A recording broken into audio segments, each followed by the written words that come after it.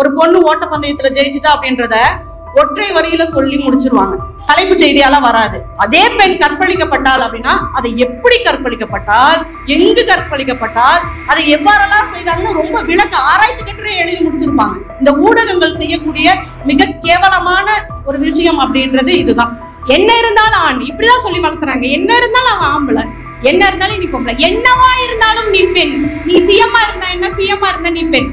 இந்த ஊடகத்தை பொறுத்த வரைக்கும் நான் என்ன முக்கியமா சொல்லணும்னா, ஒரு ஊடகம்ங்க ஒரு பத்திரிகையோ இல்ல ஒரு வாட்ஸ்அப்பையோ ஒரு யூடியூப்பையோ ஒரு இன்டர்நெட்ல என்ன வருதோ இல்ல ஒரு டிஜிட்டல் மேட்டர் எதுவா இருக்கட்டும், அதை என்னால் ஆஃப்லைன்ல போய் வெளியே வந்துட முடியும். ஆனா ஒரு பெண் அவளுக்கான இந்த சமூகத்துக்குள்ள அவ வந்துதான் ஆகணும், வந்து நின்னுதான் ஆகணும். எந்த ஆஃப்லைனுக்கு போய் அவ தன்னை பாதுகாத்துக்க முடியும்? சேலையின் மீது முள் வீசப்பட்டாலும், முள் சேலையின் மீது வீசப்பட்டாலும் பாதிப்பு என்னவோ சேலைக்குத்தான் என்று சொல்லும் இந்த சமூகம், ஏனடா அந்த முற்செடியை வேரோடு பிடுங்கி எறி என்று சொல்லவில்லை. பெண் என்பவள் யார்? ஒரு நல்ல ஆசிரியர் தான் எப்படி எல்லாம் இலக்கணம் இருக்கணும்பா கேளுங்கப்பா அப்படின்னு சொல்லிட்டு, ஒரு நிலம் மாதிரி இருக்கணும், ஒரு மலை மாதிரி இருக்கணும், தராசு மாதிரி இருக்கணும், மலர் மாதிரி இருக்கணும். உடனே கமெண்ட், மேம் மலர் மாதிரி எல்லாம் இல்ல மேம் நீங்க அப்படின்னா. ஆனா என்னால அத நகைச்சுவையா கடந்து போக முடியல. எப்படி ஒரு ஆசிரியரை புற தோற்றத்தை வச்சு ஒரு இலக்கணத்தை கொடுக்க முடியும்? இப்ப இப்படிப்பட்ட ஒரு இலக்கணத்தை கொடுத்தது எது அப்படின்னு கேட்டா சினிமா தான். அக்காங்கிற சொல்லையே இப்ப ஊடகம் வேற மாதிரி மாத்திருச்சு. கோடிங் அக்கா, டெய்லர் அக்கா, அந்த மாதிரி நிறைய வார்த்தைகளை போட்டு அதை வேற மாதிரி பயன்படுத்துச்சு. நிறைவா சொல்றேன்,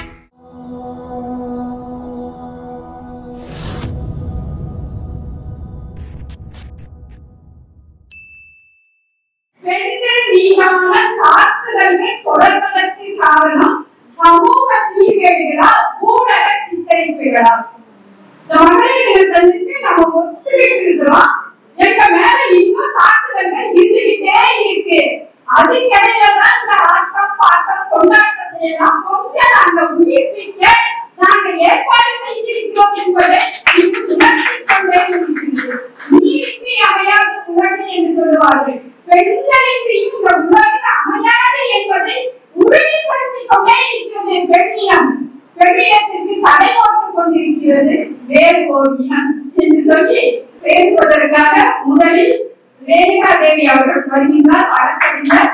இந்த பட்டிமன்ற தலைப்பில் பெண்கள் மீதான தாக்குதலுக்கு அதிகமாவதற்கு முக்கிய காரணம் சமூக சீர்கேடுகள் தான் என்று ஒரு நல்லதொரு நியாயமான நேர்மையான தீர்ப்பை சொல்ல காத்திருக்கும் நடுவர் அவர்களுக்கும், தோற்று விடுவோம் என்று தெரிந்தே வேறு வழியின்றி இங்கு அமர்ந்திருக்கும் எதிரணியினருக்கும் மற்றும் இந்த அரங்கத்தில் அமர்ந்திருக்கும் அனைவருக்கும் என் அன்பு கலந்த வணக்கத்தையும் மகளிர் தின வாழ்த்துக்களையும் தெரிவித்துக் கொள்கிறேன். எப்பவுமே மகளிர் தினம் வந்துருச்சுன்னா தான் நம்ம ஞாபகம் வரும். அப்பதான் பெண்ணுக்கு என்ன இல்லை என்ன இல்லை என்ன இல்லைன்னு ஒரு சாராரும், என்ன இருக்கு இருக்கு இருக்குன்னு சொல்லி ஒரு சாராரும் தேட ஆரம்பிப்பாங்க. அந்த ஒரு நாள்லயே அதை பேசி முடிச்சுட்டு அது ஒரு ஓரமா எடுத்து பரன்ல போட்டு அடுத்த வருஷம் அதே ஒரு கடவுளுக்கு நடக்கிற ஒரு சாட்டு மாதிரி மறுபடியும் எடுத்து மறுபடியும் பேசுவாங்க, மறுபடியும் பரன்ல போடுவாங்க. அதுக்கு அடுத்த வருஷம் எடுத்து மறுபடியும் கழுவி மறுபடியும் பேசுவாங்க. பரன் அப்படியே இருக்கும், அந்த பொருள்களும் அப்படியே இருக்கும், எதுவும் மாறாது. பின் பாயிண்ட்ல என்னோட மனநிலையை புரிந்த நடுவர் அவர்களுக்கு நன்றி. அவர் பேசும்போது சில பின் பாயிண்ட்களையும் சொல்லி இருக்காங்க.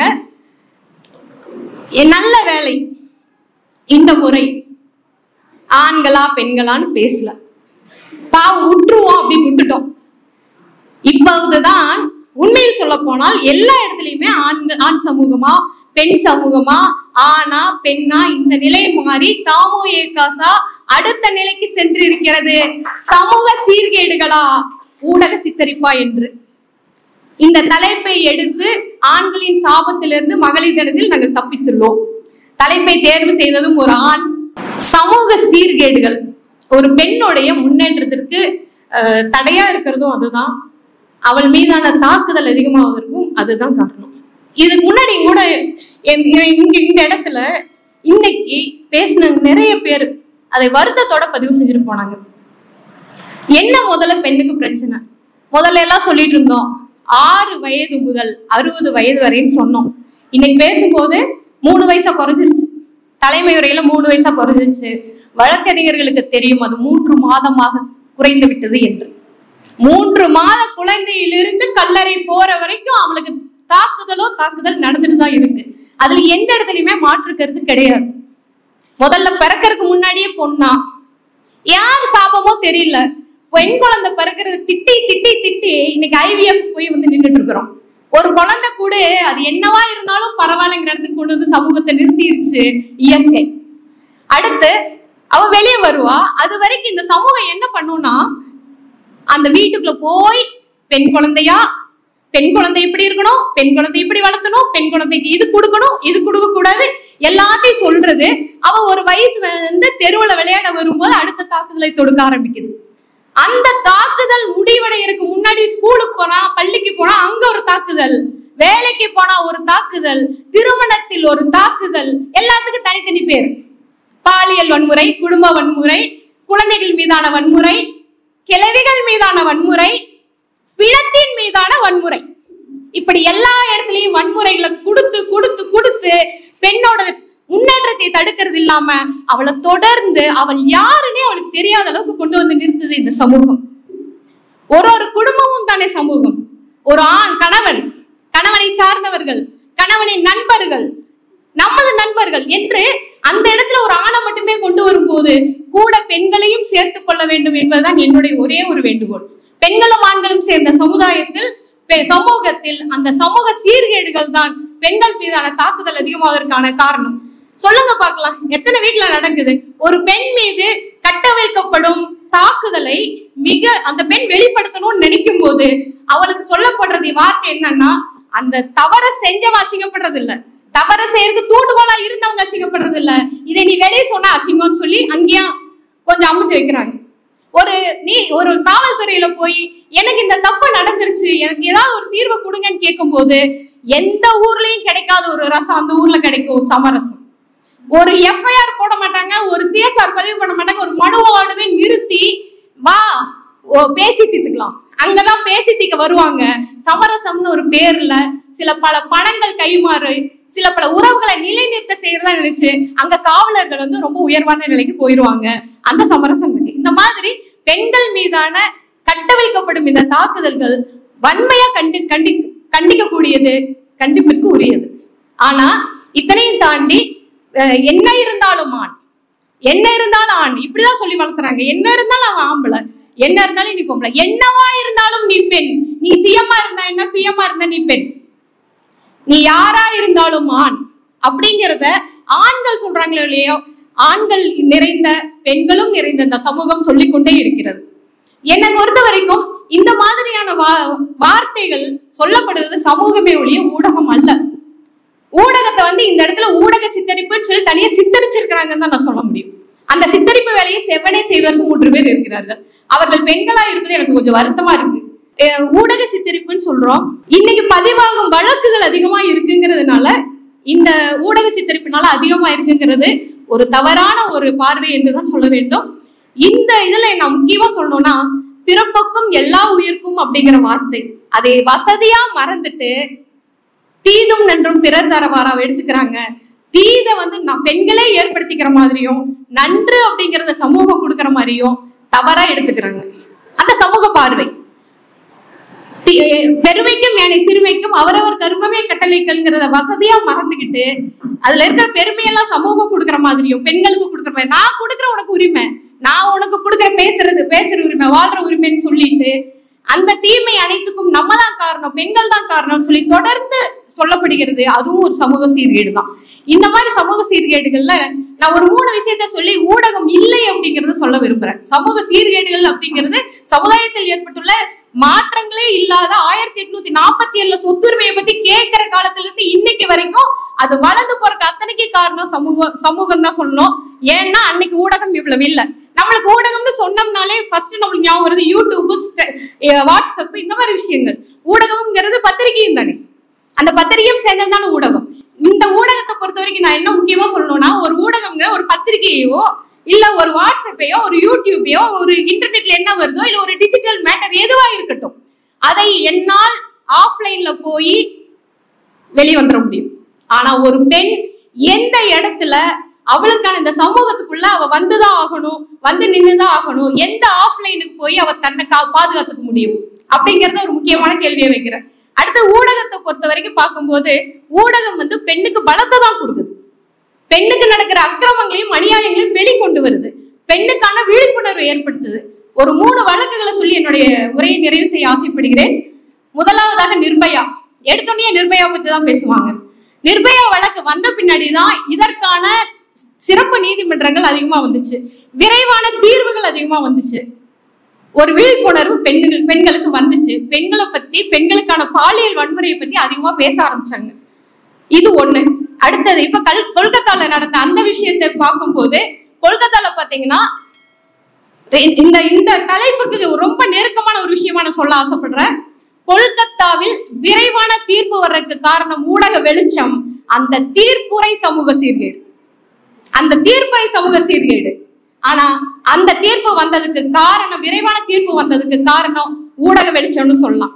அண்ணா பல்கலைக்கழகத்துல நடந்த ஒரு விஷயத்துல அவ்வளவு விரைவான தீர்ப்பு வர்றதுக்கு காரணம் ஊடகம்.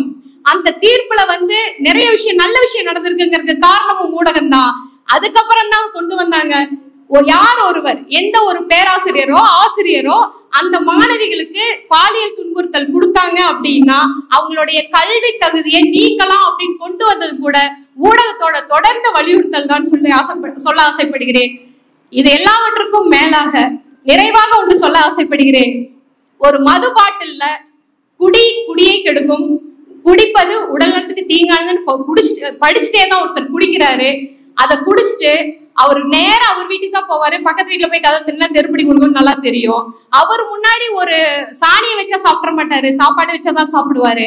ஆனா வந்து சமுதாயத்திலயும் சரி தன்னோட வீட்லயும் அவர் கொடுக்கும் பெண்களுக்கு மீதான தாக்குதல் என்பது தொடர்ந்துட்டு தான் இருக்கும். கடைசியில இந்த சமுதாயம் சொல்லும் அவன் குடிச்சிருந்தா அதனால தப்பு பண்ணிட்டான்னு சொல்லி. சோ இந்த சமுதாய சீர்கேடுகள் தான் இதற்கு முக்கியமான சமூகத்தில் ஏற்பட்டிருக்கிற சீர்கேடுகள் தான் பெண்கள் மீதான தொடர்ந்த தாக்குதலுக்கு காரணம் என்று கூறி வாய்ப்புக்கு நன்றி கூறி விடைபெறுகிறேன். நன்றி. பெண்கள் மீதான தாக்குதல்கள் தொடர்வதற்கு காரணம் ஊடக சித்தரிப்புகளை பேசுவதற்காக வருகை தந்திருக்கிறார் நம்மளுடைய எதிரணி தோழி வந்து ரொம்ப அழகா பேசினாங்க. ஆனா எந்த தலைப்புல பேசுறோங்கிறது தெரியாமையே பேசிட்டு போயிட்டாங்க. ஏன்னா அவங்க பேசுறதுல பாதி விஷயம் ஊடக சித்தரிப்புகள்ங்கிறதுக்காகத்தான். ரொம்ப நன்றி தோழி. பெண் பாலியல் கொடுமைன்னு சொல்லலாம். இந்த இடத்துல நம்ம பாலியல் பத்தி மட்டும் பேசல, பெண்களுக்கு எதிரான எந்த வகையில நடைபெறுகின்ற கொடுமைகளுக்கும் அதிக அளவுல நமக்கு காரணமாக இருக்கிறது அப்படிங்கிறது பாத்தீங்கன்னா, என்னை பொறுத்த வரைக்கும் சமூக சீர்கேடுகளை காட்டிலும் அதிகப்படியான ஒரு பரவலாக்கப்படுறதுக்கு காரணம் ஊடகம் மட்டுமே. ஊடகத்தினுடைய சித்தரிப்புகள் அதிக காரணங்களாக இருக்குது. எப்படிங்கிறத நான் என்னுடைய கருத்துக்கள்ல சொல்லிடுறேன். அதாவது அவங்களுடைய பார்வையில ஊடகம் என்பது வெறும் வாட்ஸ்அப் ஃபேஸ்புக்னு நம்ம கையில இருக்கிறது மட்டும் ஊடகம்னு நினைச்சுக்கிறாங்க. நம்ம இதெல்லாம் அறிமுகத்துக்கு முன்னாடியே மிகப்பெரிய ஒரு ஊடகமாக திரைப்படம் என்பது இருக்குது. ஒரு காலத்துல திரைப்படங்கள்லயே நம்ம பார்ப்போம், ஒரு பையனாகட்டும் இல்ல ஒரு மாமனாரா இருந்தா ஒரு மாப்பிள்ளையோ அந்த மாதிரியான காட்சிகளை கொடுக்கும் போது சாதாரணமா சிகரெட் பிடிக்கிறத கூட அவங்க வந்துட்டாங்கன்னா மறைச்சுக்குவாங்க. ஒரு டீ கடையில ஒரு கடை இருக்கும், அந்த டீ கடையில உட்காந்து பேசுற மாதிரியான காட்சிகள் தான் நமக்காக சித்தரிக்கப்பட்டு இருந்தது. ஆனா இன்னைக்கு அந்த மாதிரி எந்த ஒரு டீ கடையும் காட்டுறது கிடையாது. ரொம்ப சர்வசாதாரணமா இப்ப எப்படி நம்ம போற வழியில உட்காந்து ஃப்ரெண்ட்ஸோட போய் டீ சாப்பிட்றோமோ அது போல ரொம்ப வெகு சாதாரணமாக்கப்பட்டிருக்கிறது மது அருந்துதல். அது எவ்வளவு பெரிய ஹீரோவா இருந்தாலும் சரி, யாரா இருந்தாலும் சரி, எடுத்தது அந்த பாட்டில ஓபன் பண்றதுதான். இந்த இடத்துல நான் அந்த பெண் கொடுமைங்கிறத பேச வரல, அந்த கொடுமைக்கான காரணங்களை சொல்ல வரேன். அதான் முக்கியமான காரணம் என்பது மது. ஒரு மாதவனுடைய அழிவுக்கு காரணம் மது என்பது உறுதியானது. ஆனா இதை நம்ம ஊடகங்கள் சித்தரிக்கும் பொழுதுதான் நம்மளுடைய மாணவ பருவத்துல விதைக்கப்படுது. இது ஒரு சாதாரணமான செயல், இது ஒரு சாதாரணமான செயல். மது அருந்துதல் என்பது சாதாரணமாக இன்னைக்கு காட்சி அமைக்கப்படுவதால் அது என்ன ஆகுதுன்னா எல்லாத்தோட மனசுலயும் இது சாதாரணம்னு போகுது. இது இல்ல அப்படின்னா ஒரு மாணவரே கிடையாது, ஒரு மாணவர் தலைவர் கிடையாது அப்படின்னு இளைய சமுதாயம் எதை நோக்கி போகுது அப்படின்னா இதெல்லாம் நல்லது, சோ இத பண்ணுனாதான் ஒரு ஹீரோயிசம் வருது. அந்த ஹீரோயிசம் வந்தாதான் ஹீரோயின் நம்மளை தேடி வருவாங்க. ஏன்னா இன்றைய நம்மளுடைய கதை அமைப்புகள் அப்படிதான் இருக்குது. நம்மளுடைய ஹீரோயின் யாரை தேடி போறாங்கன்னா, சமூகத்தில யாருனால எல்லாம் ஒதுக்கப்பட்டு ஒரு தாதாவாக இருக்கிறாங்களோ அவங்கதான் இன்னைக்கு எல்லாம் ஹீரோவா இருக்குது. நம்மளுடைய கதை அமைப்புகள் அப்படிதான் இருக்குது. கோடிக்கணக்கான பணத்தை வாங்கிட்டு அதுல போறாங்க. ஆனா அதுல ஒரு பின்னாடி ஒரு ட்விஸ்ட் கொடுப்பாங்க, அவங்க அதுலதான் நல்லது செய்யறாங்கன்னு சொல்லிட்டு. அந்த எந்த ஒரு நல்லதும் எங்கிருந்து வருதுங்கிறத பொறுத்து இருக்குது. அதை பார்த்து வளர்ற அடுத்த தலைமுறைகள் இதையெல்லாம் நன்மை என்று எடுத்துக்கொண்டு செல்லுது இல்லையா? அதுதான் மிக பெருமை ஒரு கொடுமையான விஷயமா இருக்குது. இதுதான் நம்ம ஒரு பாபநாசம்ங்கிற ஒரு படம் எல்லாத்துக்கும் நினைவில் இருக்கும். அந்த படத்துல முழுக்க முழுக்க இந்த படத்தை என்னோட பொண்ணை 12ஆம் வகுப்பு முடிஞ்சு நான் கல்லூரிக்கு எங்க அனுப்புறேன்னா, தமிழ்நாட்டுல படிக்க வைக்கல, கல்கத்தால கொண்டு போய் சேர்த்த போறோம். அது அடுத்த நாள் நான் கொண்டு போய் விடணும். அது முதல் நாள் சரி எல்லாரும் குடும்பத்தோட படத்துக்கு போலாமேன்னு அந்த பாபநாசன் திரைப்படத்துக்கு போறோம். அந்த படத்தை பார்க்கும் பொழுது அதுல காட்சிகள் இருக்கு. ஒரு சாதாரணமாக ஒரு பெண் குளிப்பதை ஒருத்த படம் எடுத்துட்டா இன்னைக்கு அதை அந்த பெண்ணுடைய உடல் குறித்து இது மிகப்பெரிய அந்த ஊடகம் அது மிகப்பெரிய தப்பு, அது வெளியே தெரியக்கூடாது அப்படின்னு சொல்லிட்டு குடும்பமே சேர்ந்து அதை மறைக்குது. ஒரு கொலையும் செய்து அதுக்காக என்ன வேணாலும் பண்ணலாம் அப்படிங்கிற ஒரு மாற்று இதைதான் உள்ளுக்குள்ள விதைக்குது. எனக்கு படம் பார்க்க மனசுக்குள்ள என்ன அப்படின்னா, ஒரு தவறான படத்துக்கு நான் கூட்டிட்டு வந்துட்டேன். ஆனா மேலோட்டமா பார்த்தா அது கரெக்டா தெரியும். ஒரு தாயோட உணர்வுல நாங்க உட்காந்து பார்க்க என்னுடைய மனசு பதவதிக்குது. என் பொண்ணு முதல்ல ஒரு பாச தெரியாத ஊருக்கு கொண்டு போய் விடுற. இதுவே நான் எல்லாத்தையும் எதிர்த்துட்டு தான் வர்றேன். எங்க வீட்டுல யாருக்குமே உடன்பாடு கிடையாது. ஒரு யூஜியாவது இங்க படிக்கட்டும், பிஜிக்காவது கொண்டு போய் வேற ஊர்ல விடுன்னு. இன்னொன்னு கல்கத்தாவை பத்தி நம்மளுடைய திரைப்படங்கள் வேறு ஒரு முகத்தை சித்தரிச்சு வச்சிருக்குது. ஆனா உண்மையா சொல்றேங்க, தமிழ் இந்தியாலேயே ஒரு பாதுகாப்பான ஒரு மாநிலமா இருக்குது அப்படின்னா குறிப்பா தமிழகத்தை விட அத நான் மேற்கு வங்காளத்தை சொல்லுவேன். ஏன் அதுக்கு நிறைய காரணங்கள் சொல்லலாம். ஏன்னா நம்மளுடைய தோழர்கள் அங்க நிறைஞ்சிருக்கிறாங்க.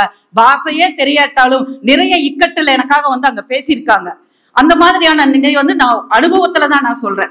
இந்த படம் எனக்குள்ள ஏன் அந்த ஒரு பயத்தை ஏற்படுத்துச்சு அப்படின்னா, ஒரு பாஷை தெரியாத இடத்துக்கு போக போறா, யாரோ ஒருத்தர் ஒரு படம் பிடிச்சது ஒரு தவறான கண்ணோட்டமாக காட்டும் பொழுது அது என்ன ஆகுது அப்படின்னா, ஐயோ இது தப்போ அப்படின்னு சொல்லிட்டு அந்த பொண்ணு தன்னை காப்பாத்திக்கிறதுக்காகவோ எதுக்கோ ஏதோ ஒண்ணு பண்றா. அப்ப இன்னைக்கு இருக்கக்கூடிய அதையெல்லாம் பார்க்கும்போது இளம் பெண்களுடைய மனதுல என்ன பதிய வைக்கப்படுது அந்த மாதிரியான காட்சினா, இது மிகப்பெரிய தவறு, இது மிகப்பெரிய கொடுமை அப்படின்னு நினைச்சுக்கிறோம். அது கிடையாது. அது அதாவது அதுக்காக அவன் செஞ்சதை சரின்னு நான் சொல்ல வரல. அந்த ஒரு விஷயத்த நம்மளுடைய உடல் இன்னொருத்தர் பார்த்தா மிகப்பெரிய தவறு அப்படின்னு தோழர் சுடர்வெளி அழகா சொன்னாங்க. எப்போ நம்மளுடைய உடலை பார்த்து நம்மளே அதை ஒரு தவறுன்னு நினைக்கிறோமோ அந்த இடத்துல நம்ம தோத்து போய் தான் நிக்கிறோம்.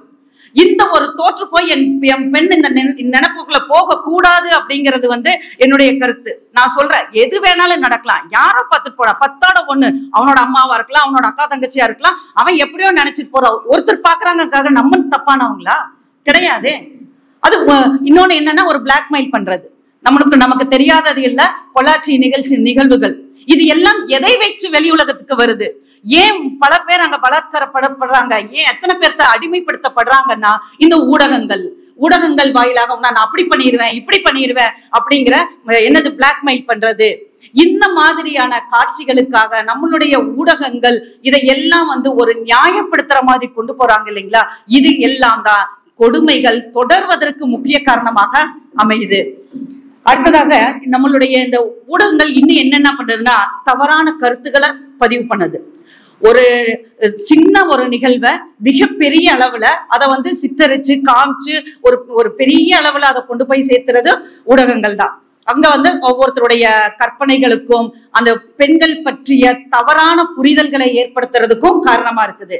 தனி மனிதர்களுடைய உரிமை மீறலுக்கும் நிறைய ஊடகங்கள் காரணமா இருக்குது. அதே மாதிரி இதனால என்ன ஆகுதுன்னா, சமூக பிளவுகள் ஏற்படுது. ஒரு போட்டி மனப்பான்மை ஏற்படுறதுக்கும் ஊடகங்கள் காரணமாக இருக்குது. இது போக இந்த மாதிரியான நிகழ்வுகள்ல மன அழுத்தம் ஏற்பட்டுதான் நிறைய தற்கொலைகள் ஏற்படுறதுக்கும் வாய்ப்பாக அமையுது. இப்போ கொடுமை என்பது பிறரால் நிகழ்த்தப்படுவது மட்டுமல்ல, நமக்கு நாமளே நிகழ்த்தி கொள்வதும் ஒரு மன போராட்டத்தில் ஒரு தாழ்வை ஏற்படுத்துறதும் ஊடகங்களினுடைய நேரமா இருக்குது. அது போக நேர விரயத்தை அதிக அளவுல கொண்டு வருது.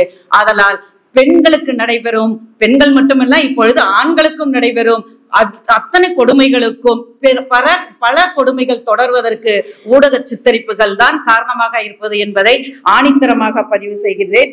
நன்றி. அனைவரையும் பார்த்து புன்னகைத்தது தவறா, இல்லை தான் வீட்டை விட்டு வெளியில் வந்தால் தன்னை பாதுகாக்க ஒரு அண்ணன், அப்பா, தம்பி என அனைவரும் இருக்கின்றார்கள் என்று நினைத்தது தவறா? புன்னகை பூவாக மலர்ந்த அந்த மலரின் தேனை உறிந்து விட்டு அந்த மலரை நசுக்கி எறிந்து விட்டார்களே, இதை செய்தது அவள் பார்த்து புன்னகைத்த அந்த முகங்கள் தான். சேலையின் மீது முள் வீசப்பட்டாலும், முள் சேலையின் மீது வீசப்பட்டாலும் பாதிப்பு என்னமோ சேலைக்குத்தான் என்று சொல்லும் இந்த சமூகம், ஏனடா அந்த முற்செடியை வேரோடு பிடுங்கி எறி என்று சொல்லவில்லை. பெண் என்பவள் யார்? முள்ளின் மீது வீசப்பட்டு கிழிந்த சேலையா? அல்ல, முள்ளையும் எரித்து சாம்பலாக்கும் நெருப்பு. இங்கு நான் பேச வந்தது கருத்துக்களை மற்றும் அல்ல, பல மௌனங்களின் குரலாக நான் இங்கு நிற்கின்றேன். பிறப்பாலே பல போராட்டங்கள் உண்டு, வாழ்வாலே பல வியூகங்கள் கண்டு. வாழ்க்கை ஒரு மெழுகுவர்த்தி என்றால் அதில் எரிந்து உருக கூடாது என்றும் மனதில் உறுதியோடும் தீப்பொறியாயிருக்கும் மானுடத்தி பெண்கள். அப்படிப்பட்ட ஒரு பெண்ணின் வீழ்த்த முடியாத வளர்ச்சியை வீழ்த்த நினைக்க வேறு சிலர் எடுக்கும் முடிவுதான் அவள் நடத்தையை விமர்சனம் செய்வது. இன்று காலம் மாறிவிட்டது. ஆணும் பெண்ணும் ஒருவரைக்கொருவர் எதிலும் சளைத்தவர்கள் அல்ல. இருந்த பொழுதும் ஒரு பெண் சாதனை செய்ய வேண்டும் என்றால் 1000 தடைகளை தாண்டித்தான் ஆக வேண்டும். நான் ஆண்கள் எதையும் செய்யவில்லை என்று சொல்லவில்லை. அவரவர் வேலையை அவரவர் சிறப்பாக தான் பார்க்கின்றனர். இழிந்த பொழுதும் நான் இங்கு பேசிக்கொண்டு இருப்பதும் 200 ஆண்டுகள் போராட்டத்தின் பயன்தானே. ஒரு பெண்ணை ஜெயிக்க வைப்பதும் இந்த சமூகம்தான். அதே பெண்ணை தன் வாழ்க்கையையே இழக்க செய்வதும் இந்த சமூகம்தான்.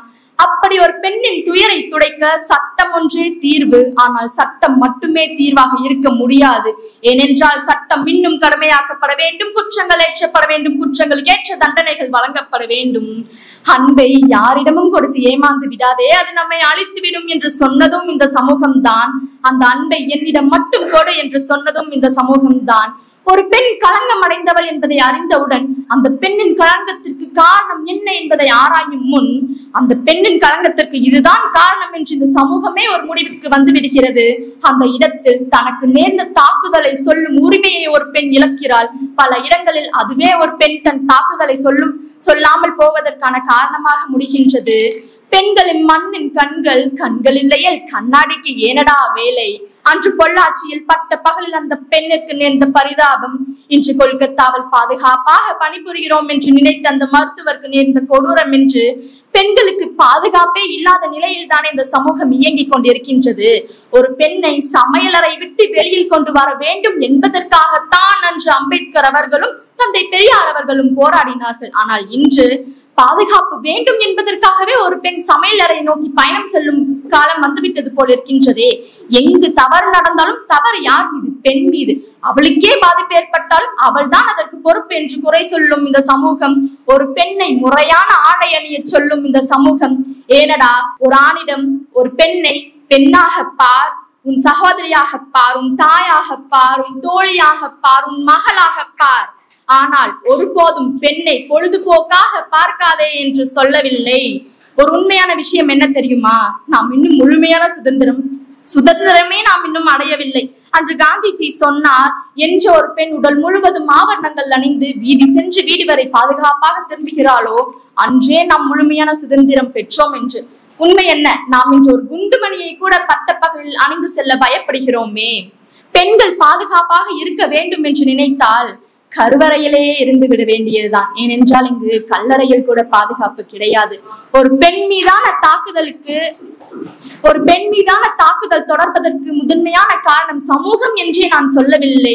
ஏனென்றால் ஒரு பெண் பாதிக்கப்பட்டால் என்று தெரிந்தவுடன் அவளுக்காக குரல் எழுப்பி புரட்சிகள் எழுப்பி அந்த பெண்ணிற்கு நியாயங்களை கேட்பதும் இந்த சமூகம்தான். அதே சமூகத்தில் தான் இதுதான் இந்த பெண்ணின் பாதிப்பிற்கு காரணம் என தெரிந்தும் அந்த பாதிப்பிற்கு குற்றங்கள் ஏற்கப்பட மறுத்ததும் இதே சமூகத்தில் தான். நான் ஒரு குரலாக நிற்கின்றேன் என்று சொன்னேனே, ஒரே ஒரு கேள்வியுடன் திரும்புகின்றேன். இந்த சமூகத்தில் ஒரு பெண் திருமணமாகி தன் கணவனை இழந்தாள் என்றால் விதவை என்று பட்டம் சூட்டி அங்கீகாரம் கொடுத்த இந்த சமூகம், ஒரு பெண் திருமணமாகி குழந்தைகளின்றி தவிக்கிறாள் என்று தெரிந்தும் அவள் வேதனைகளுக்கு இந்த சமூகம் கொடுத்த அங்கீகாரம் மலடி என்ற ஒரு அழகான பெயரை சூட்டினார்களே, இதே சமூகம் ஏன் ஒரு ஆணுக்கு அப்படி ஒரு அங்கீகாரத்தை சூட்டவில்லை என்று கேட்டு வாய்ப்பளித்த அனைவருக்கும் நன்றி கூறி விடைபெறுகிறேன். இங்கு பெண்களுக்கு கிடைப்பது அங்கீகாரம் அல்ல, அடிமைத்தனம் என்று கூறி விடைபெறுகிறேன். நன்றி, வணக்கம். பேசிக் கொண்டிருக்கிறார்கள். உண்மையான மனதின் குரல் இந்த பெண்களுடைய குரல் தான். உணர்வுகளை எல்லாம் மிக சிறப்பாக எடுத்துரைத்தார்.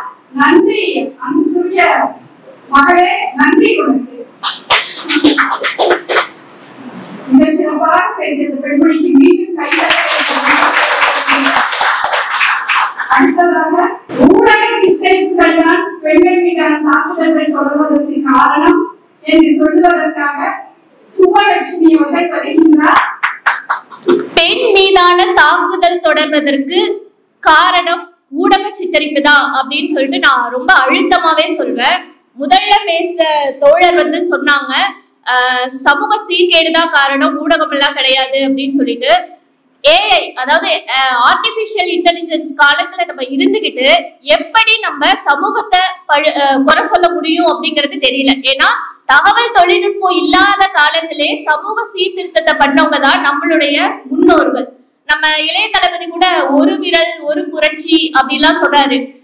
நம்ம ஊடகம் முற்போக்காகவும் சமத்துவமாகவும் நடுநிலையோட இருந்துச்சு அப்படின்னா, அறத்தோடையும் நின்னுச்சு அப்படின்னா கண்டிப்பா ஒரு நல்ல சமூகத்தை, சீர்கேடு இல்லாத சமூகத்தை கொண்டு வரதுக்கு நிறைய சாத்தியம் இருக்கு. ஆனா அந்த ஊடகம் அப்படி செய்யுதான்னு கேட்டா நிச்சயமா கிடையாது. ஒரு விஷயத்தை நான் பதிவு பண்றேன். என்ன அப்படின்னா, 2017ஆம் ஆண்டுல நான் பிரேமம் படம் பார்த்தேன். நான் காலேஜ் படிச்சுட்டு இருந்தேன். பயங்கரமா இருந்துச்சு பிரேமம் படம் பார்க்கறதுக்கு, செம்மையா இருந்தது. ரொம்ப ஃபீல் பண்ணி அந்த படத்தெல்லாம் பார்த்தாச்சு. அப்புறம் கல்லூரியில ஒரு பேராசிரியரா வரும்போது நன்னூலோட நன்னூல்ல சொல்லக்கூடிய நல்லாசிரியரோட இலக்கணத்தை பத்தி நான் எடுத்துட்டு இருந்தேன். ஒரு நல்லாசிரியர்னா எப்படி எல்லாம் இலக்கணம் இருக்கணும்பா கேளுங்கப்பா அப்படின்னு சொல்லிட்டு, ஒரு நிலம் மாதிரி இருக்கணும், ஒரு மலை மாதிரி இருக்கணும், தராசு மாதிரி இருக்கணும், மலர் மாதிரி இருக்கணும். உடனே கமெண்ட் பின்னாடி இருந்து பசங்க தான் கமெண்ட் பண்ணாங்க. நான் பொது புத்தியில சொல்லல, முன்னாடி இருக்கவ ரொம்ப கேஷுவலா மேம் மலர் மாதிரி எல்லாம் இல்ல மேம் நீங்க அப்படின்னா, நான் அதுக்கு சொல்றதுக்கு நீயும் நிவின் பாலி இல்லடா, நீ எப்படா அப்படி சொல்லுவ அப்படின்னு சொல்லிட்டு நகைச்சுவையா கடந்துட்டு போயாச்சு. ஆனா என்னால அத நகைச்சுவையா கடந்து போக முடியல. எப்படி ஒரு ஆசிரியரை புற தோற்றத்தை வச்சு ஒரு இலக்கணத்தை கொடுக்க முடியும்? இப்படிப்பட்ட ஒரு இலக்கணத்தை கொடுத்தது எது அப்படின்னு கேட்டா சினிமா தான்.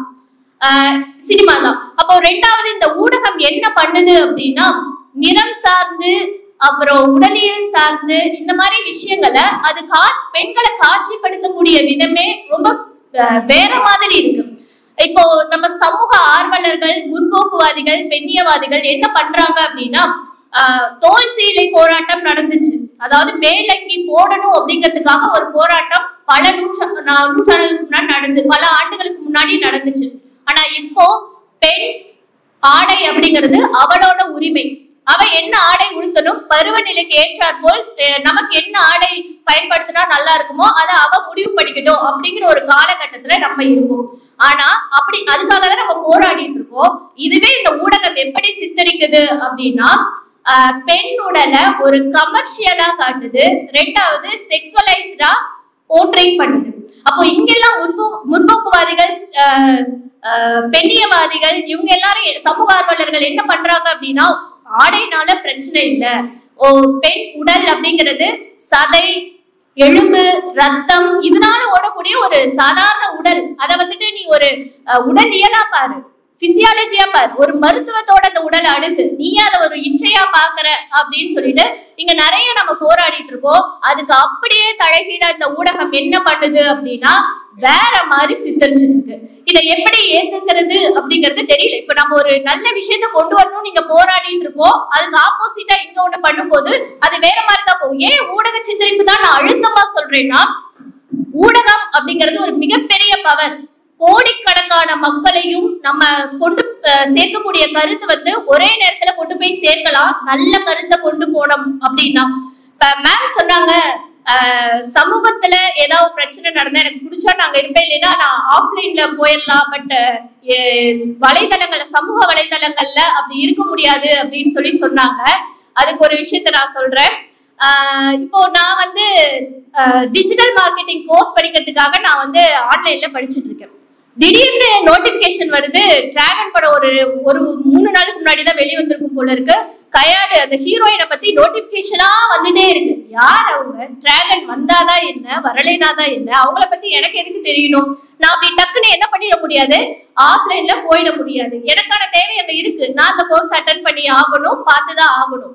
அப்புறம் இன்னொரு முக்கியமான ஒரு விஷயத்த சொல்றேன். இந்த ஊடகம் வந்துட்டு அழகியல் சார்ந்து சித்தரிக்கக்கூடிய விதமே ரொம்ப வேற மாதிரி இருக்கு. ஒரு எக்ஸாம்பிள் சொல்லணும் அப்படின்னா, காலேஜ்ல பேனர்லாம் பாத்தீங்க அப்படின்னா ஒரு நிறம் சார் ஒரு நல்ல ஒரு ஃபேர் டவுன்ல இருக்கவங்களையா போட்டிருப்பாங்க. பேனர்ல பார்த்ததுமே உடனே நம்மளுடைய அது வந்து ஒரு கமர்ஷியல் ரீதியா இந்த காலேஜ்ல போனா நல்ல பொண்ணுங்களா இருப்பாங்க, நல்லா படிக்கலாம் அப்படிங்கிற மாதிரி ஒரு பயங்கரமான ஒரு அட்டென்ஷனை வந்து ஸ்டூடெண்ட்ஸ்க்கு கொடுக்க வைக்கும்.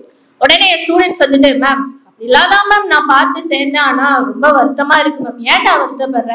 அப்படிப்பட்ட பொண்ணுங்கெல்லாம் குறிப்பிட்டு சொன்ன ஒரு 2-3 டிபார்ட்மெண்ட்ஸ்ல தான் மேம் இருக்கு, ரொம்ப வருத்தமா இருக்கு மேம் என் கிளாஸ்ல படிக்கிறதுக்கு அப்படின்னா அத ரொம்ப சாதாரணமா அவ சொல்றான்.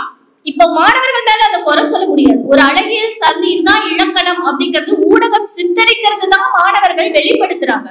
அப்போ ஒரு மாணவர்கள் கல்லூரி பருவத்தில இருந்தே இந்த மாதிரியான சிந்தனைகளோடு வளர ஆரம்பிச்சாங்க அப்படின்னா அவங்களால எங்கேயுமே சாதிக்க முடியாது.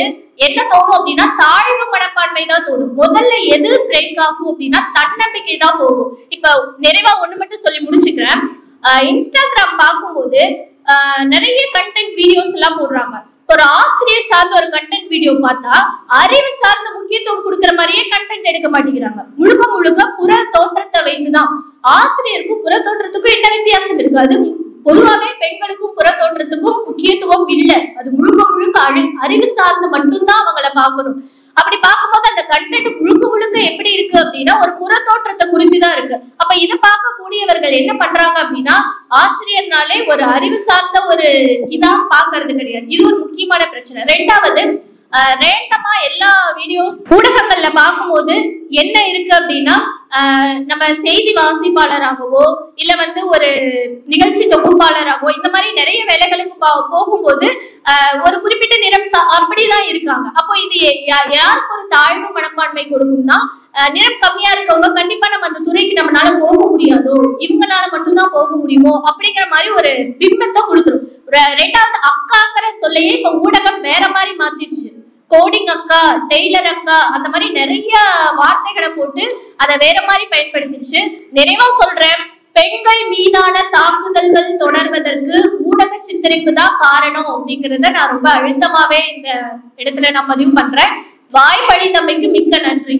பெண்கள் மீதான தாக்குதல்கள் நாளுக்கு நாள் அதிகரித்துக் கொண்டேதான் இருக்கிறது. இதற்கு யார் காரணம்? சமூகமா அல்லது ஊடகமா? உண்மையில் பெண்கள் மீதான தாக்குதல்கள் தொடர்வதற்கு முக்கிய காரணம் சமூகத்தின் அடிப்படையிலான சீர்கேடுகளே. பழமைவாத எண்ணங்கள், கல்வியின்மை, பெண்களின் உரிமைகளை மதிக்காத சமூக கட்டமைப்பு போன்றவை இந்த பிரச்சனைக்கு வேறாக இருக்கின்றது. நமது சமூகம் பல ஆண்டுகளாகவே ஆணாதிக்கத்தின் அடிப்படையில் வளர்ந்து வந்துள்ளது. பெண்களுக்கு வீடே உலகம், பெண்கள் அடக்கமாக இருக்க வேண்டும், பெண்கள் குடும்ப பொறுப்பை மட்டுமே ஏற்று நடக்க வேண்டும் போன்ற பழைய எண்ணங்கள் இன்றும் நிலவி வருகின்றது.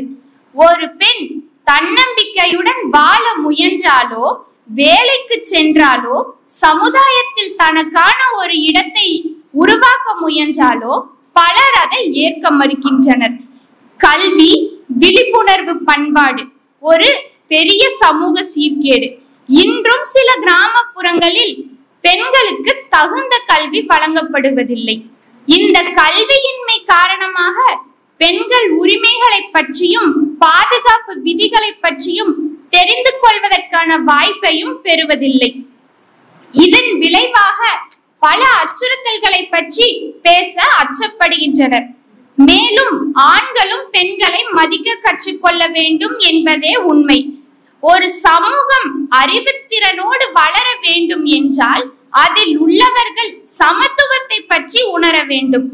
குற்றவாளிக்கு தண்டனை அளிக்க பல சட்டங்கள் இருக்கின்றன. ஆனால் அவை சரியாக செயல்படுகின்றனவா என்றால் அதுதான் இல்லை. பெண்கள் மீதான தாக்குதல்கள் நடைபெறும் போது பல குற்றவாளிகள் தண்டனை பெறாமல் விடப்படுகின்றனர். இது மற்றவர்களுக்கு குற்றம் செய்வதை ஊக்கமாக அளிக்கிறது. பல நேரங்களில் பாதிக்கப்பட்ட பெண்ணே குற்றவாளியாக நிற்கப்படுகிறாள். ஒரு பெண் தாக்குதலுக்கு ஆளானால் பல நேரங்களில் அவளுடைய உடை, பழக்கம், வெளியே செல்வதற்கான நேரம் போன்றவையே காரணமாக பேசப்படுகிறது. ஆனால் உண்மையில் குற்றவாளியின் மனப்போக்கே இதற்கு காரணம். நிர்பயா வழக்கில் என்ன நடந்தது? இது டெல்லியில் நடைபெற்ற ஒரு பெரிய வழக்கு. இந்த நிகழ்வு எதை உணர்த்துகிறது என்றால், இரவு நேரத்தில் ஒரு பெண் தனியாக செல்ல பாதுகாப்பு இல்லை.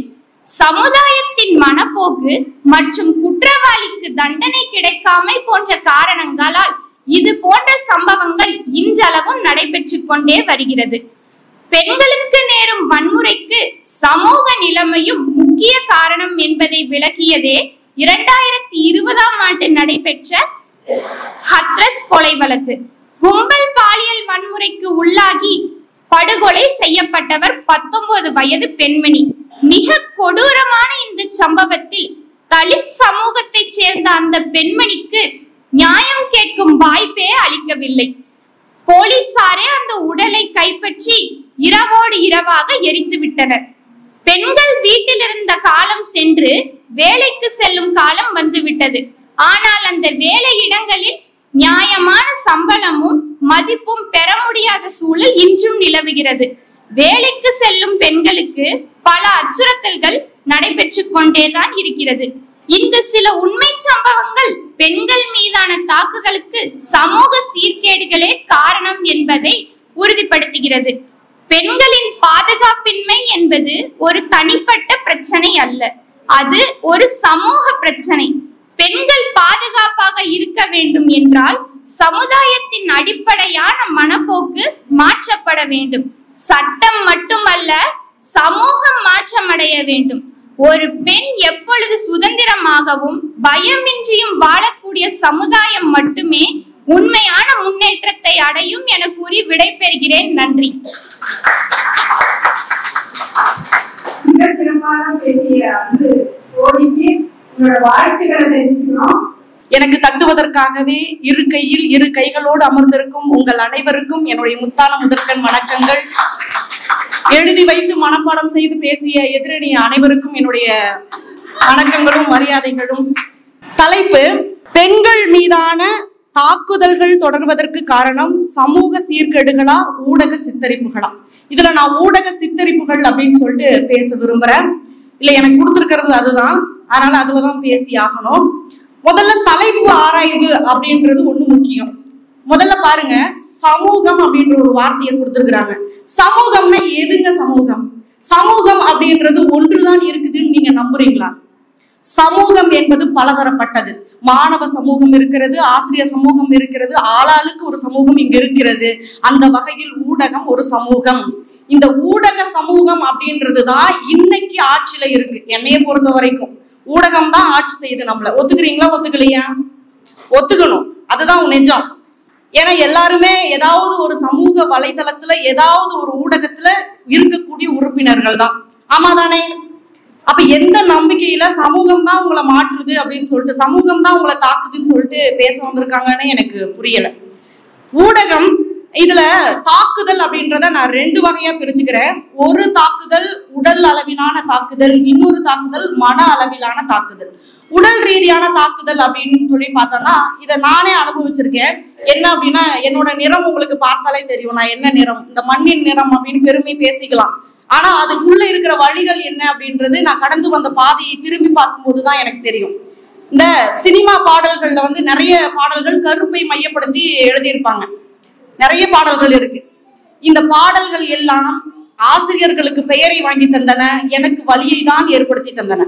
அந்த பாடல்கள் எல்லாமே எனக்கு வந்து வலியை தான் தந்திருக்கு. அம்மா, அதுல என்ன கருப்பு தான் உனக்கு பிடிச்ச கலர்? இது எதை சொல்ல வரீங்க? கருப்பு தாழ்ந்தது வெள்ளை உயர்ந்ததுன்னு சொல்ல வரீங்களா? எனக்கு புரியல. இது மாதிரி உடல் ரீதியான தாக்குதல் அப்படின்றது சினிமா வாயிலாகவும் அந்த ஊடகங்களின் வாயிலாகவும் தான் மக்கள் மத்தியில கொண்டு போய் சேர்த்திருக்குது அப்படின்றத நான் ஆணித்தனமாக அடிச்சு சொல்றேன். அதுக்கு நானே சாட்சி. ரெண்டாவது, உள ரீதியான தாக்குதல்.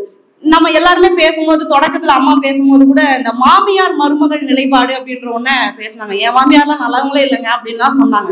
அப்படி யாரையுமே சொல்லிட முடியாது. ஏன்னா யாருமே நல்லவங்க கிடையாது. இன்னைக்கு மருமகளா உட்கார்ந்துருக்க கூடியவங்க நாளைய மாமியார். அப்படிதானே? நல்லா புரிஞ்சுக்கோங்க.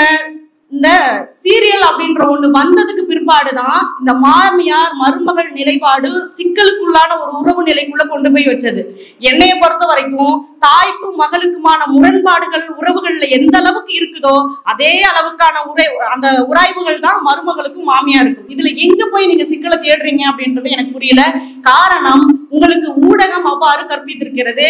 மாமியாருன்னா கெட்டவங்க, மருமகனா நல்லவ, நாத்தனாருன்னா வில்லி அப்படின்னு உங்களுக்கு சொல்லி கொடுத்துருக்குது. அதையே நீங்க என்ன பண்ணிக்கிறீங்க, உங்க மனசுக்குள்ள ஏத்தி வச்சுக்கிறீங்க. அந்த ஏத்தி வைத்திருக்கின்ற பொது புத்தி தான் உங்களுக்குள்ள இந்த உறவுகளுக்கான சிக்கல்களை, உடல் ரீதியான தாக்குதல்களை, மன ரீதியான தாக்குதல்களை ஏற்படுத்துகிறது. ரெண்டாவது, ஊடகம் அப்படின்னு சொல்லிட்டா பல வகையான ஊடகங்கள் இருக்கு. இதுல நான் சில ஊடகங்களை மட்டும் நான் எடுத்து சொல்லணும் அப்படின்னு ஆசைப்படுறேன். திரைப்படங்கள். பொதுவா நம்ம சமூகத்துல குடிச்சிட்டு வந்தாங்க அப்படின்னா, எங்க அப்பாலாம் குடிச்சிட்டு வந்தாங்கன்னு வச்சுக்கோங்களேன், எங்க அம்மாவை பார்த்தா பம்புவாரு, பேச மாட்டாரு, பேசாம இழுத்து போட்டு படுத்துருவாரு. ஏன்னா நான் குடித்திருக்கிறேன் என்பது ஒரு அவமானத்திற்குரியதாக எங்க அப்பா நினைச்சாரு. கொஞ்ச காலத்துல ஒரு சினிமாவில் ஒரு பாட்டு வந்துச்சு, வடிவேல் சார் பாடுவாரு, வாடி பொட்டக்குள்ள வெளியே அப்படின்னு. எல்லாருமே பார்த்துருப்போம். சின்ன குழந்தைங்கள்ல இருந்து எல்லாருமே அதை ரொம்ப பிரியமா பாட ஆரம்பிச்சாங்க. அது மாதிரி இப்ப நிறைய பாடல்கள் வந்துருச்சு. இந்த பாடல்கள் எல்லாம் அவர்களுக்கு கற்பித்தது என்ன அப்படின்னா, சமூகத்துல குடிப்பது அப்படின்றது ஒரு மரியாதைக்குரியான ஒண்ணு, அது எல்லாருமே செய்யற ஒண்ணுதான் அப்படின்றத உங்க மனசுல புகுத்திட்டு போயிடுது. அப்ப தாக்குதல்களுக்கு ஆரம்ப புள்ளி எங்க இருக்குதுன்னு பாத்துக்கோங்க. ஊடகங்கள் அப்படின்றது வெறுமனே, நான் உதாரணத்துக்கு ஒண்ணு சொல்றேன் பாத்துக்கோங்களேன். பழைய சோறும் கஞ்சியும் நம்ம சொன்னோன்னே என்ன சாப்பிட்ட அப்படின்னு கேட்டா நம்ம பழைய சோறும் கஞ்சின்னு சொல்றதுக்கே வைக்கப்படுவோம். ஆமா தானே? ஆனா இன்னைக்கு ஐஸ் பிரியாணின்னு சொல்லிட்டு ஹை கிளாஸ் ஹோட்டல்ல வச்சு வித்துட்டு இருக்கான். காரணம் என்ன? ஊடகம். ஊடகத்தினால எதையும் எப்போதும் சாதிக்க முடியும். இதை நம்ம ஒத்துக்குதான் ஆகணும். நான் சில உதாரணங்களை மட்டும் அடுக்கிட்டு போகலாம் அப்படின்னு நினைக்கிறேன். டைரி மில்க் விளம்பரத்தை எல்லாரும் பார்த்திருப்பீங்க. கிஸ் மீ அப்படின்னு ஆரம்பிக்கும். இது என்ன நமக்கு சொல்லுது? லவ் பண்ணா கண்டிப்பா எல்லாரும் டைரி மில்க் வாங்கி கொடுக்கணும், அப்பதான் அது உண்மையான காதல். அப்படியான ஒரு கற்பிதத்தை கொண்டு வந்து சேர்த்துருச்சு. அதே மாதிரி ஜெம்ஸ் ஆட் பாத்தீங்கன்னா தெரியும். அதுல வந்து இப்ப அவங்க மார்க்கெட்டிங்க பிடிக்கணும், அவங்க என்ன உத்தியை கையாளுறாங்க, ஜெம்ஸ் என்பது பெரியவர்களும் சாப்பிடலாம். அதனால அந்த ஆட் எல்லாம் பாத்தீங்கன்னா அதுல முக்கியமா ஸ்கூல் பிரின்சிபல் அந்த மாதிரி பெரியவர்களை காட்டுவாங்க. பாத்துக்கோங்க, அவங்க மார்க்கெட்டிங்காக உங்களை கண்களால் கவர்கிறார்கள், கருத்துக்களால் ஈர்க்கிறார்கள். அவர்கள் சொல்வதுதான் உண்மைன்னு உங்களை நம்ப வச்சிடறாங்க. இந்த நம்ப வைத்தல் அப்படின்ற ஒண்ண ஊடகம் அப்படின்றது மிகச்சரியாக காலங்காலமாக செய்துட்டு வருது. அம்மா முன்னாடி பேசும்போது சொன்னாங்க, இப்பதான் வந்து ஊடகங்கள் வந்திருக்கு, அந்த காலத்துல ஊடகங்கள் இல்லை அப்படின்னு சொல்லிட்டு சொன்னாங்க. இதை நான் உறுதியாக மறுக்கிறேன். 23ஆம் புலிகேசி படம் பார்த்திருந்தீங்கன்னா தெரியும் ஊடகங்களுடைய தாக்குதல் அந்த காலத்திலேயே எப்படி இருந்தது அப்படின்னு சொல்லிட்டு. நம்ம புலிகேசி மன்னன் வந்து புதுசா மாறுவார் இல்லையா, இன்னொரு அரசன். அவன் வந்த உடனே முதல்ல என்ன பண்ணுவான்னா, அந்த விளம்பர படகைகள்ல நடிச்சவங்களை எல்லாம் கூப்பிட்டு தண்டனை கொடுப்பான். எப்படி சொல்றீங்க ஊடகம் அப்படின்றது அந்த காலத்துல இல்ல அப்படின்னு. அந்த காலத்துல இருந்து இந்த காலம் வரைக்கும் ஊடகங்கள் பல்வேறு விதமான வளர்ச்சி நிலையை அடைந்திருக்கிறது. ஆனா அதோடைய பொது புத்தி அப்படின்றது மாறவே இல்லை. ஊடகங்கள் சொல்வதை தான் நம்ம நம்புகின்றோம் அப்படின்றதுதான் ஆணித்தனமான உண்மை. அதே மாதிரி நிறைய விஷயங்கள் ஊடகம் வந்து கெட்டதை மட்டும் தான் சொல்லி தருதா, நல்லதை சொல்லி தரலையா அப்படின்னா பலவிதமான நல்ல விஷயங்களை கொண்டு தருது. ஆனா அதே நேரத்துல அளவுக்கு அதிகமான கற்றுக்க கூடாத விஷயங்களையும் எது சொல்லி தருது அப்படின்னா ஊடகங்கள் தான் சொல்லி தருது. இன்னைக்கு அம்மாவோ அப்பாவோ ஒரு மகளுடைய பக்கத்துல இருந்து எதையும் சொல்லிக் கொடுப்பதில்லை, அதற்கான நேரமும் நமக்கு வாய்ப்பதில்லை. மொத்தமாக நம்ம ஊடகத்தின் கையில கொடுத்துடுறோம். இப்ப என் குழந்தைக்கு ஏதாவது ஒரு பாடத்தை நான் சொல்லி தரணும்னு வச்சுக்கோங்களேன், எனக்கு நேரம் இல்லை, ஏதோ ஒரு கல்லூரியில ஒரு வேலை கொடுத்துட்டாங்க, நான் என்ன பண்றேன், ஒரு AI டூல ஓபன் பண்ணி பிள்ளை கையில கொடுத்துட்டு இதுல நீ என்ன வேணுமோ அதை கேளுமா, உனக்கு சொல்லி தரும் அப்படின்னு நான் சொல்றேன். அந்த ஊடகம் அவளுக்கு தேவையானதை மட்டும் தான் சொல்லி தருகிறதா என்பதை நான் காண்பதற்கு தவறுகிறேன். அந்த இடத்துலதான் ஊடகம் அங்கு தாக்குதலுக்கு உள்ளாகுகின்றது. ஏன்னா தேவையற்ற விளம்பரங்களும் தேவையற்ற வாசகங்களும் ஊடகத்துல வந்துட்டேதான் இருக்கு. அதை யாருனாலும் கட்டுப்படுத்தவே முடியறது இல்லை. அந்த கட்டுப்படுத்த முடியாத சூழல் தான் ஊடகங்கள் நம்ம மீதான தாக்குதல்களை கட்டவிழ்ப்பதற்கான வாய்ப்பாக வழியாக அமைகிறது. அப்புறம் இன்னொன்னு, விளம்பரங்கள்லயே நல்ல விளம்பரம் எனக்கு ரொம்ப பிடிச்ச விளம்பரம் ஒண்ணு இருக்குமா, என்னன்னா ப்ளூ விளம்பரம். நீங்க பாத்து சன்ரைஸ் விளம்பரம், இது எனக்கு ரெண்டுமே எனக்கு ரொம்ப பிடிக்கும். ஏன்னா இந்த பெண்களுடைய உளவியல் சிக்கலா அந்த விளம்பரம் ரெண்டும் பேசும். எத்தனை பேர் அதை கவனிச்சிருக்கீங்கன்னு தெரியல. ஆமா ஆமா, பரபரப்பான சூழல். அம்மா நான் அப்புறமேல பேசுறேன், வீட்டுக்காரர் வேற லேட்டா வந்தாரு, பிள்ளைக்கு வேற பஸ் மிஸ் பண்ணிட்டாங்க, நான் போய் கொண்டு போய் சேர்க்கணுன்றப்போ கணவன் ஒரு குவளை காப்பியோடு மனைவியை சந்திக்கிறான், அதனால் அவளுடைய மனநிலை மாற்றமடைகிறது. இந்த நல்ல விஷயத்தை சொல்லித்தரதும் ஊடகம் தான். இதே மாதிரி முட்டாள்தனமான விஷயங்களை சொல்லித்தரதும் ஊடகங்கள் தான். எப்படின்னா, ஃபெவிகால் பக்கெட் ஒண்ணு இருக்கும், 2 பேர் போயிட்டு கையை உள்ள விட்டுருவாங்களாம், சட்டை இது வரைக்கும் போட்டிருப்பாங்க. நீங்க அந்த விளம்பரத்தை நல்லா பாருங்க, சட்டை இது வரைக்கும் போட்டிருப்பாங்க, அந்த ஃபெவிகால் பக்கெட்ல ஃபெவிகாலே இருக்காது. முதல்ல 2000 கையை உள்ள விட்டுருவாங்களாம், சட்டையை கழட்டினாலே கை 2 தனித்தனியா வந்திருக்கும். அப்படி இல்லாம வாழ்நாள் பூரா அவங்க ஒட்டிட்டே திரிகிற மாதிரி ஒரு விளம்பரம். அந்த விளம்பரத்தையும் நம்ம உட்காந்து பார்த்துட்டு இருக்கிறோம். எதிர்த்து யாருமே ஒரு கேள்வியை கூட நம்ம கேட்பதில்லை. இது மாதிரிதான் விளம்பரமாகட்டும், சினிமாவாகட்டும், திரை, அந்த சின்ன திரையாகட்டும், எல்லாத்திலுமே பல்வேறு தேவையில்லாத செய்திகளை நம்ம கிட்ட கொண்டு வந்து சேர்க்கிறாங்க. எதிர்த்து நாம எந்த ஒரு கேள்வியும் அங்க முன்வைக்கிறதே இல்லை. இதுதான் தார்மீகமாக நம்ம காலங்காலமா செஞ்சுட்டு இருக்க ஒண்ணு.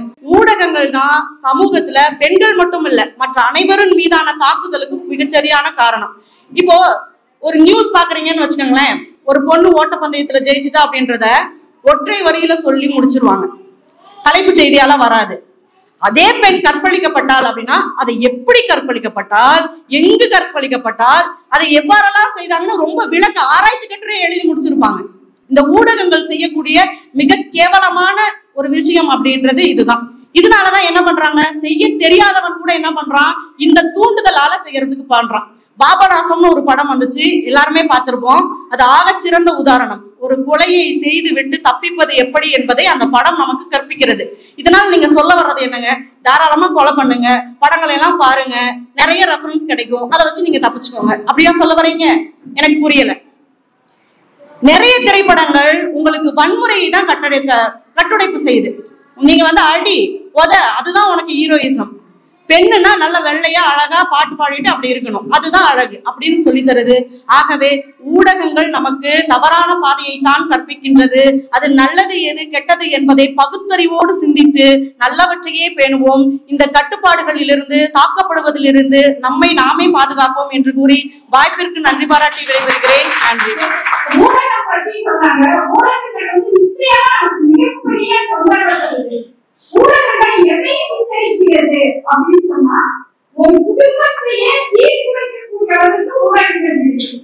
எல்லா சீரியல்லையும் மாமியார் குடும்பக்காரியா இருப்பா, மருமகன் நல்லவளா இருப்பா, இல்லைன்னா மருமகன் குடும்பக்காரியா இருப்பா, மாமியார் நல்லவளா இருப்பா. அந்த வீட்டு ஆம்பளைங்க என்ன பண்றதுன்னே தெரியாம இந்த பக்கம் கொஞ்சம் அந்த பக்கம் கொஞ்சம் போய் ஒண்ணு வேற பொண்ண கல்யாணம் பண்ணிடுவோம், இன்னொரு அந்த பக்கம் தப்பிச்சு இன்னொரு ஆளை கல்யாணம் பண்ணி பயங்கரமா இருக்கும். எங்க பாட்டி எல்லாம் உட்கார்ந்து அப்படி பார்ப்பாங்க. திடீர்னு பாவி எப்படின்னாங்க, என் பாட்டி எப்படின்னா பாசுபத்திர மாதிரியே கட்டுவாங்க. பாவி நேற்று அவ கூட இருந்தா இவன் இன்னைக்கு சீரியல் அப்படிங்கிற மாதிரி சொல்லி பார்த்தா ஆளை மாட்டிருப்பாங்க. இந்த ஆட்களை நடிக்கிறவர்கள் திடீர்னு காட்சி கட்ட வேற மாட்டிருப்பாங்க. இல்ல அவன் நிஜம் கூட நினைச்சிருப்பாங்க. அதான் இதை பற்றி எழுதின மாமியார் பில்லி, ஊடகங்கள்ல மாமியார் பில்லி, மருமகளை கள்ளி, இடையில் வந்த நாத்தனாரம் எரிகிற கொள்ளி என குடும்பமே பற்றி எரிகிறது. ஒரு குடும்பம் காமிக்கிறது. எவ்வளவு புரட்சிகரமான பெண்கள் இந்த சமூகத்தில் இருக்காங்க. ஒரு பெண்ணை குறித்தாவது ஊடகங்கள் காட்டுகிறதா? ராஜாராம் மோகன் ராய் அவருடைய மனைவியின் பெண் கல்விக்காக பாடுபட்டார்களா? அவர்களை குறித்து ஏதாவது செய்தி வருகிறதா? இந்த சமூகத்திற்காக பெரியார் உழைத்தாரு, பன்மனத்தோடு வாழ வேண்டும் என்று தமிழர்களுக்கு சொல்லிக் கொடுத்தாரு. பெண்கள் முன்னேற வேண்டும் என்றால் அவர்கள் படிக்க வேண்டும் என்று சொன்னாரு. அவரை குறித்து ஏதாவது செய்திகள் வருகிறதா? அப்ப இந்த ஊடகம் தனக்கு காசு வருவதற்காக, பணம் வருவதற்காக மக்களின் மூளையை சலவை செய்கிறது. மக்களோட மூளையை சலவை செய்கிறது. அதனால ரொம்ப அழகா இங்க எடுத்து வச்சிருந்தாங்க. இவங்க என்ன சொல்றாங்க அப்படின்னு சொன்னா, இந்த சமூகம் தான் மோசமானது என்று சொல்கிறார். இந்த சமூகம் அப்படிதானங்க? நீங்க சொல்ல வர்றது அதுதானே? இந்த சமூக சீர்கேடுகள் தான் மோசமானது என்று சொல்கிறார்கள். நான் முன்னே ஒரு கேட்கிறேன், இந்த சமூகத்துல நிறைய சீர்கேடுகள் இருக்கிறது. அந்த பெண்மணி மருத்துவர் படிக்கணும், ஒரு மருத்துவர் படிக்கிறதுக்கு எவ்வளவு தடைகளை தாண்டி பண்ணுங்க. நீட் எக்ஸாம் எழுதணும், அதுல மார்க் நிறைய வாங்கணும், மார்க் வாங்கி அந்த கல்லூரியில சேரணும், அந்த படிப்புகளை படிக்கணும், எல்லாமே தாண்டி 7 வருஷம் ஆகும் ஒரு மருத்துவர். அவ்வளவு கஷ்டப்பட்டு ஒரு பெண்ணை படிச்சு ஒரு மருத்துவச்சியா அங்கே இருக்கிற போது பாலியல் வன்முறைக்கு உட்படுத்தப்பட்டு அவள் உயிர் போகிறது. என்ன சமூகம் இந்த சமூகம்? எப்படி இந்த தைரியம் வந்தது இந்த சமூகத்துக்கு?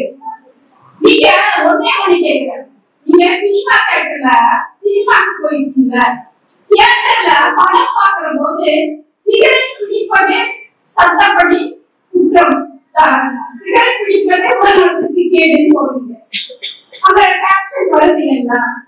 ஆனா அந்த இதுலயே சினிமா தியேட்டர்லயே அந்த சினிமா கூடத்திலேயே பெண்கள் மீது எல்லா காட்சியும் பெண்கள் மீது வன்முறை செலுத்துகிற காட்சிகள் வருது. அந்த காட்சி வரபோது பெண்கள் மீது வன்முறை செய்வது சட்டப்படி வரல. என்ன இருக்கிறது? என்ன சித்தை புரியுது? அப்போ ஒரு பெண்ணை நீ சிகரெட் குடிக்கிறதே தப்புங்கிறான், ஆனா ஒரு பெண்ணை வந்து பாலியல் வற்புறுத்தலுக்கு உள்ளாக்கிறத பற்றி ஒரு செய்தி வரலீங்க. என்ன சமூகம் இந்த சமூகம்? ஏன் பெண்ணா கலந்தது ஒரு தவறா என்று ஒவ்வொரு பெண்ணும் நினைக்கிற அளவுக்கு இந்த சமூகம் இருக்குல்ல. காதலிச்சா தப்பு, காதலிக்க வேண்டாம் விட்டா தப்பு, சரி பிடிச்சவனோட போனா அது தப்பு, தாழ்ந்த சாதி பையன் நீங்க சொல்லிக்கிறீங்க அவனோட நான் வாழ்கிறேன் சொன்னாது தப்பு, எல்லாம் தப்புங்கிறாங்க. எப்படி பெண்கள் இந்த சமூகத்துல வாழ்றது? எப்படி வாழ்றது? நான் என்ன உங்க மாதிரி அந்த ஊடகத்துல வந்து காஃபி எடுத்துட்டு அப்பாலாம் காஃபியை பிடிச்சு அக்கடான உட்கார்ந்து ஒரு பெண்மணிகளாக நாங்க, அப்படிப்பட்ட பெண்மணிகளா நாங்கள்? நிற்க நேரத்தில் ஓடிக்கொண்டிருக்கிற பெண்மணிகள், காலை நேரத்தில் ஒரு பெண் செய்கிற வேலையை தயவு செய்து எட்டி பாருங்கள். சமையலறையில் இருந்து பக்கத்து வீட்டு ஜனங்களை எட்டி பார்ப்பதை விட்டுவிட்டு உங்கள் வீட்டு ஜனங்களை எட்டி பாருங்கள். எவ்வளவு ஒரு கையில சாப்பிட்டே குழப்பம் வச்சுக்கிட்டே இருக்கணும். பையன் வந்து அம்மா நோட்டை கேட்பான், பொண்ணு வந்து அம்மா புக்கை கேட்பான், ஹஸ்பண்ட் அப்பா அவசரமா ஓடி வந்து என்னோட கையை வச்சிருந்தேன் காரணம் பாரு. வாழ்க்கை முழுவதும் அந்த பொருட்களை எடுத்துட்டு ஆபீஸுக்கு போன சரித்திரமே அவரோட வரலாற்று இருக்காது. பொண்ணு போய் அப்பா இங்கே இங்கே உங்களோட ட்ரெஸ் எல்லாம் சொல்லுவாங்க. ஆனா கண்ணு வந்து இந்த சமையல்ல இருந்துட்டே இருக்கும்.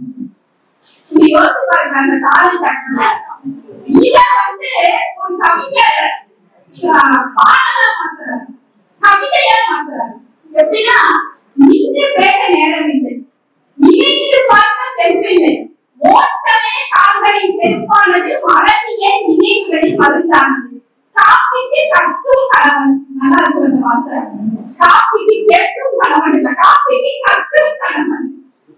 சீருடை காணவில்லை என்று கூக்குரலிட பாரிசிகள், மனிதராமல் வருது தர வேண்டிய மாமன் மாமி, அடுப்பு கொதிக்கும் வகுப்பு அசந்தால் பொங்கிவிடும் பால், இத்தனைக்கும் நடுவே ஒரு பெண்ணின் காலை வேலை விடுகிறது.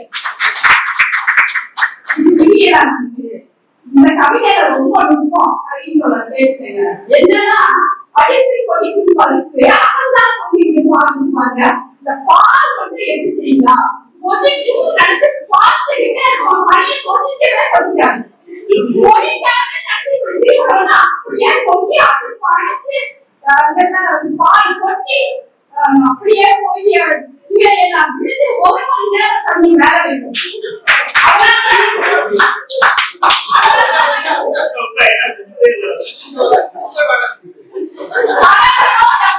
ஒண்ணுதான் கணவன் அந்த பாலம் ஒண்ணுதான். பொங்கு வரை நிச்சயம் திட்டி நினைச்சு பார்த்துக்கிட்டே இருக்க மனுஷன் பொங்கவே போட்டாங்க.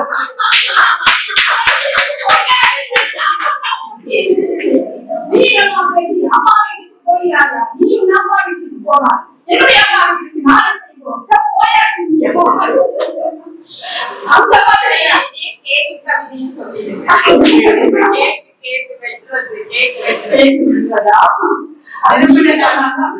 திருமண பற்றி ஒண்ணு எழுதிங்க. ஒரு வயசான அப்பா அம்மா கேக் வெட்டுறாங்க. அதுல வந்து ஒவ்வொரு பாப்பாங்க வெட்டுறாங்க. வெட்டி அப்புறம் எல்லாத்தையும் வெட்டி கடைசியில இந்த திருமண மட்டும் அப்படியே இருக்கும். எல்லாமே இழந்தது எல்லாம் ஒரு ஃபேமிலியா இருப்பாங்க. அந்த நான் எடுத்துக்கிட்டு அப்படி ஊடகங்கள் வந்து அப்படி ஒரு சிந்தனைக்கு வைக்காதில்ல. இப்ப ராமாயணம் சீரியல் வந்தது எல்லாருக்கும் ரொம்ப பிடிச்சது. அப்படி பார்த்தாங்க, அனுமதி இருந்தாரு, எல்லாரும் இருந்தாங்க. அதுல லட்சக்கணக்கானவர்கள் அந்த சீரியலை பார்த்திருக்கிறார்கள். எதற்காக அதை பார்த்திருக்கிறார்கள் என்று சொன்னால், யாரால் அவர்கள் பார்க்கப்பட்டார்கள் என்று சொன்னால், ராமனையும் சீதையையும் கதாநாயகியாக மட்டுமல்ல, அடுத்து ஓட்டு ராமனுக்கும் சீதைக்குமாக விட வேண்டும் என்பதற்காக உருவாக்கப்பட்ட சீரியலாகத்தான் நாங்கள் பார்க்கிறோம். அது அப்படியே அவங்க கொண்டு போறாங்க. மறக்க கூடாது என்பதற்காக அதை நினைவில் நிறுத்திக் கொண்டே இருக்கிறார்கள். இப்படிப்பட்ட ஒரு காலகட்டத்துல ஊடக சித்தரிப்புகள் நிச்சயமாக நம் மீது துன்பங்களை ஏற்றுகிறது. நம்மை வந்து வேண்டாத பொருட்களை வாங்க வைக்கிறது. ஆனால் இந்த ஊடகங்கள் வெளிநாட்டில் இருந்து வருகிறதா, இல்ல நிலாவுல இருக்குதா, இல்ல நட்சத்திரங்களோட இருக்குதா, வானத்துல இருக்குதா, எங்க இருக்கு ஊடகங்கள்? நம் வீட்டுக்குள் ஊடகங்கள் இருக்கின்றன. அந்த ஊடகங்களை வேண்டாம் என்று ஆஃப் செய்வதற்கு உங்களுக்கு ஒரு பட்டம் இருக்கிறது. ஆனாலும் நாம் அதை பார்த்து கொண்டே இருக்கிறோம் என்று சொன்னால், இந்த சமூகத்தின் கேடு மட்டுமல்ல, இந்த சமுதாயத்தினுடைய கேடாக மட்டும் அதை நாம் பார்க்க முடியாது. இல்லத்தின் கேடாகவும் அதை நம்மதான் நினைச்சிருக்கோம், வீட்டுக்குள்ளதான் நினைச்சிருக்கோம். அப்ப நம்ம என்ன சொல்லுவது? நாம் தான் அதிலிருந்து விடுபட வேண்டும் என்று சொல்லி அன்பிற்குரிய பெருமக்களை மிக சிறப்பாக இருக்கிறார். பட்டிமன்றத்திற்காக இவ்வளவு நேரத்தை ஒதுக்கியதற்காக நான் உங்களுக்கு நன்றி சொல்ல கடமைப்பட்டிருக்கிறேன். பசியையும் ஒதுக்கிட்டு இந்த பட்டிமன்றத்துக்காக கண்டிப்பா இதை நடத்த வேண்டும் என்பதற்காக நாங்கள் இதை நடத்தி இருக்கின்றோம். இந்த மிக சிறப்பான இந்த நிகழ்ச்சியில பேசிய அத்தனை பேருக்கும் நான் நன்றி சொல்ல கடமைப்பட்டிருக்கிறேன். என்று எல்லாரும் சொல்லும் போது ரொம்ப மகிழ்ச்சியா இருந்தது. வேற எங்கேயாவது நடுறா நம்ம நிறுத்தி வச்சா நம்ம வந்து கொஞ்சம் சரியா பயன்படுத்தலாமே அப்படிங்கிற மாதிரி பெண்கள் மீதான தாக்குதல் தொடர்வதற்கு காரணம் சமூக சீர்கேடுகிற என்ற தீர்ப்பை நான் வழங்குகிறேன். இந்த தீர்ப்பு உங்களுக்கு ஏதாவது இருந்தால் நீங்கள் மறுபடியும் ஹைகோர்ட் வரைக்கும் போகலாம். ஹைகோர்ட் வரைக்கும் போகலாம். அங்கே உண்மையான நீதி கிடைத்தால் பார்க்கலாம் என்று சொல்லி பெண்கள் மீதான தாக்குதலை கொடுப்பதற்கு காரணம் சமூக சீர்கேடுகளே என்று சொல்லி மிக அருமையாக பொறுமையாக இருந்து கேட்டார்கள். நன்றி கூறி விடைபெறுகிறேன்.